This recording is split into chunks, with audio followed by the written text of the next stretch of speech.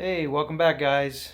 Merry Christmas, Happy New Year. If I don't release another video on time, but I'm back. I actually been a little bit busy working on another project, an SCX10 II with an FS-100 in it, because I'm still waiting for the starter belt for this one. It snapped on me. Fortunately, that's probably going to be interesting to get because I haven't seen anything on the actual site. But while that was on hold, I was working on my SCX10 II. I actually 3D printed and modeled some parts on there, so you can actually adapt the L200 and the FS100 directly onto it, straight to the chassis. So if anyone has one, they could actually get this model printed out, and you could bolt basically either of those engines on there. They have the bolt pattern for both. It's slotted, so it's adjustable. And I was also working on another little project with the NR200 to kind of customize the way the carburetor fits on there. So we're going to get to it in 2 seconds. So I'll see you then. Peace. All right, guys. So I'm here with both of them. The SCX, and then I got my Defender with the NR200. So if you see something right away that's interesting in here, let's see if I can get some light on it for you. But I modeled this intake manifold. Now this has been printed in resin, so it's kind of still durability testing to see how well it'll hold up. But I have actually ran the car already with this on here. It ran perfectly fine. The only thing is on these resin parts, sometimes the supports don't exactly leave a flat surface, so I did have to sand down the part of the manifold that meets up against the actual engine. So, you know, it was nice and flush. I had to put some silicone on there to prevent any air leaks. The first time I tried it, it had a terrible air leak and the engine was just almost going full throttle. Other than that, it ran perfect. I didn't have any issues with it. I did notice that it was a bit of an issue starting in. I don't know if that's just because it's sideways, the way the fuel's kind of falling in there. The engine has to kind of suck it in. I don't know if that gives it a little bit of a harder time starting compared to being straight up and down. But it did start. It ran fine. Didn't have any issues. I did make this little screw hole here to kind of wedge the carburetor in so it doesn't move out. That will need to be fixed because there's kind of not a lot of material there on the resin to actually grab the screw and kind of hold it tight, so it is still kind of like loose on here. You could always silicone it in there. I mean, you know, there's a couple things. I'm going to try a couple different methods on the manifold. Resin is tricky. It's kind of cracks if you put too much pressure on it. This engine, you know, the carburetor and everything's on there. You got screws that are pushing up against it on the engine, so if you over tighten it, yes, it can crack. I don't know how the fuel is going to play with it over time. So far, the intake manifolds I made on the L200 have lasted for a while. Haven't had any issues. But this is definitely a work in progress and obviously a lot of testing that needs to be done. Until I get the belt for this, because I tried a couple of my belts and they're either too long or they're too short. There's really no parts I've seen on the site either for this engine yet. At least replacement parts like there is for the L200, the Toyan motors. Probably the only other annoying thing about this motor is it's still new, so they haven't had too much yet out for it. In the meantime, I'm going to figure something out. So let's go ahead and now jump to the SCX10 and I'll show you what I was doing on that.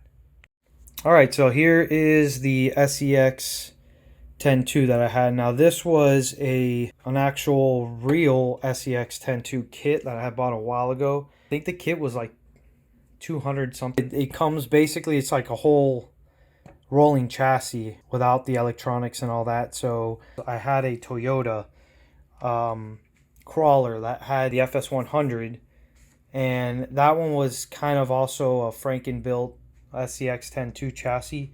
I think I actually bought that chassis on Amazon. It was like a generic imitation of it, and it's kind of the same build, you know, the Traxxas Revo transmission. Everything else is pretty much the same. I mean, these for the most part, all these crawlers share a very similar chassis. You know, as long as you widen the front shock towers, that's really probably the only problem, is getting them to fit within that small crevice right here in the front, which the 1/10 is a little more difficult since it's a little tighter.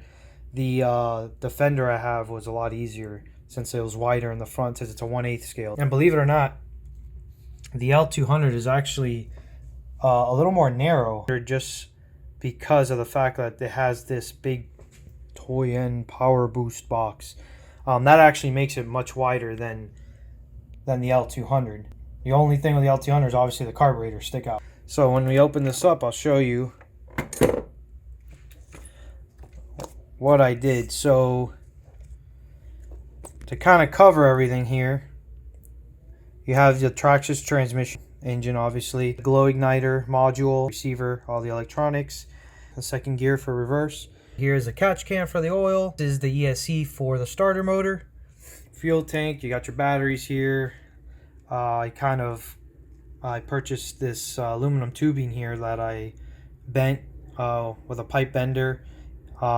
Fit right around the stock little silver aluminum exhaust that comes on these, and then I just kind of put a silicone fitting, and it actually worked out perfect. I mean, it just goes straight out the back.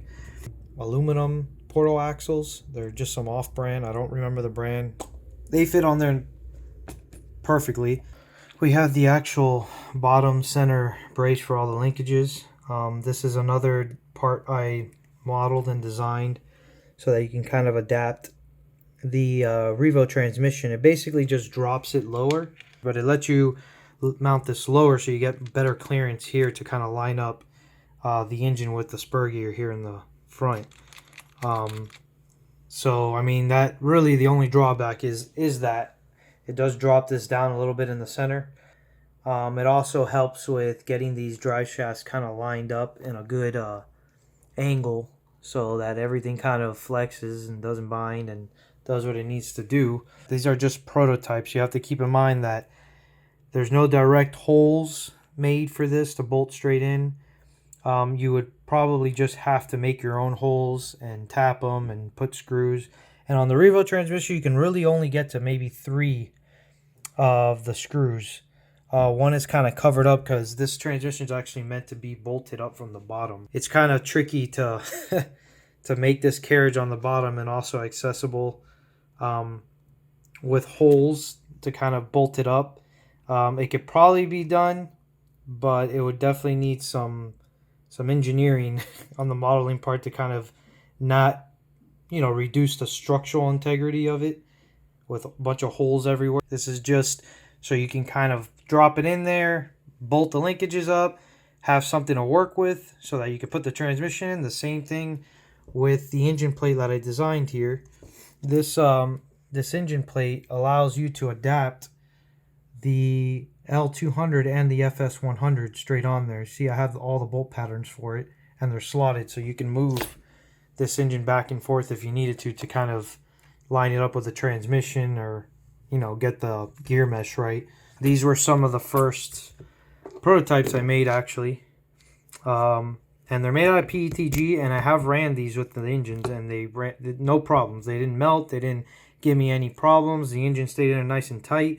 So PETG is basically like a must-have. If you try to use regular PLA plastic, it's literally just going to get so soft and just start warping. It's not going to really hold. So you need to use some strong, high temp resistant materials. Here's one of the first prototypes too for the NR200, the intake manifold that just basically orients the carburetor sideways. So it's just easier to get the linkages and whatnot on it. That's really why I did it. So yeah, this is basically the SCX10 II that I made. Everything pretty much came together perfectly. It runs fine. I'll probably make a video, obviously, of it running and me driving it around. Everything lined up perfect. This was also 3D printed, something I modeled here. I think there was another model I found that I remixed and kind of adapted, but it basically just holds the servo in there so you can kind of bolt it up. One thing you will have to do if you plan on using an SCX is these guards that I have on here, or these sliders, are aluminum. Normally the SCX comes with plastic ones. They're these right here. These are just no good for mounting the throttle and brake servo. They flex so much. So if you were to mount this servo on the original slider, as soon as you hit the brake, this thing is just going to bend up and bend back down, and it's going to have so much flex it's almost not doing anything at all. I went on Amazon, and these sliders actually is like a little kit. Don't remember the price. It wasn't really expensive. Maybe I don't know, under 20 bucks. So these parts are going to make it easier for everyone to be able to build one of these if they wanted to. So, once I get these actually finalized and finished, maybe a little easier to just drop them in and bolt everything up. It's going to make it easier for someone to build one of these. You just buy a chassis, an SCX10 chassis. You just pop these on there, and that's it. You basically got a layout already to be able to put this engine on here, line everything up, drill your holes where you need to, and basically screw everything together, and that's it. The linkages is really the last part, and all the little stuff, electronics and whatnot. But if you guys are interested or think it's a good idea, let me know in the comments. Or if there's anything else that maybe would make sense to model on these to make it a little easier. But this is just one way to kind of help the community, and whoever maybe is not as experienced in building these model trucks and kind of figuring out all the technicalities of it. This would make it a lot easier. 3D print the parts, bolt the engine up, and then like the drive shafts and things like that. I mean, that's all simple compared to getting the main power plant and transmission going. So let me know what you guys think. Merry Christmas to all of you, and Happy New Year. Take care.